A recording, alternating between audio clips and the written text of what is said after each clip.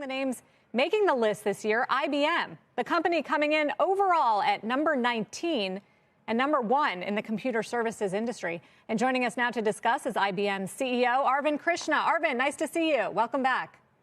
Sarah, great to be here with you and great to talk about the Just Capital ranking. Well, it is good to talk about it because we don't often get to talk about these issues so much in the swirl of earnings and the economy.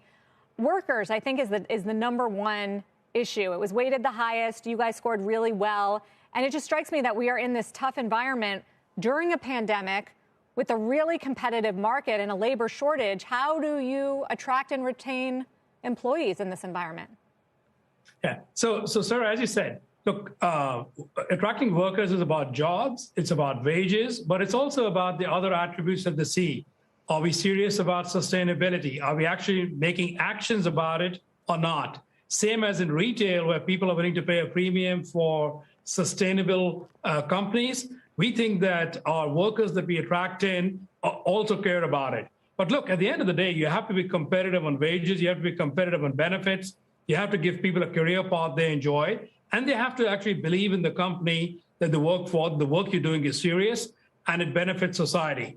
We believe we do pretty well on all those things, and that shows up in the ranking here. As you pointed out, Just Capital rankings, it's about workers, but it's also about what customers think of you, what investors think of you, and of course, how well are you doing on sustainability? Yeah, you do really well on the customer front. And I know that you have a lot of privacy policies here, which the Just Capital rankings cite. And you allow your customers to hold their own data to keep it private. How different is this than the rest of the industry and the other cloud players out there? Yeah, so we're very straightforward. Our customers' data is our customers' data. We actually allow customers to hold their own key. So actually, even if somebody comes to us, we cannot possibly decrypt the data and give it to anybody. So that's really, really important. But we also have a policy that says that when we hold a customer's data, we are not going to use it for any other purpose other than what the customer has given it to us for. And we believe that these trust principles are really important. And on the sustainability part, Sarah, as you know, we have committed hard that we will be net zero, meaning clean energy only by 2030.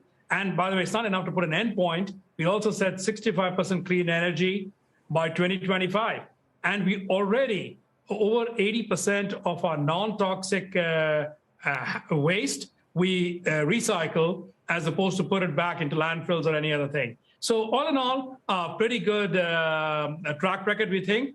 Always more to do, but we do believe that we do well. And that shows up in the rankings of being number 1 in computer services. Do you think investors give you credit for all of these policies? ESG is such a priority right now. No, I don't think so, looking at where we have been. However, I think investors look for business results combined with these rankings. I think the two to put together are going to get us a lot of credit. And the next few weeks, months, and quarters should show that. I'm interested, Arvind, the level of focus you're putting on ESG internally, both because of Sarah's question just there, whether you should be prioritizing, at least the short term, focusing more on the share price than just the ESG performance, but also the pace with which and the scale of which you saw an improvement on these rankings over just 1 year. Is it your top priority ahead of anything else? Oh, no. So, Wilfred, I'll be clear. Number 1 priority is revenue growth. Right with that is cash flow growth. And then is all of the attributes along ESG. So it's an and an and. It's not a instead of, and it's not a putting these ahead. However, in order to get revenue growth, we have to be able to attract employees. In order to attract employees, we have to be perceived as just, equitable. DEI plays a role. It allows us to get more employees across all kinds of communities. We believe that actually being sustainable is not instead of profit. When we recycle and we use clean energy and we use less energy, our energy bills go down. So actually, that's why I call it's an and, it's not an or. And thinking about it that way, I think benefits everybody, including investors. In thinking about employees, it's a whole different environment with the pandemic. I think Robinhood said it's going to permanently shift most employees to working remotely. How do you handle that conversation and what happens to your workforce when hopefully we can put this pandemic behind us?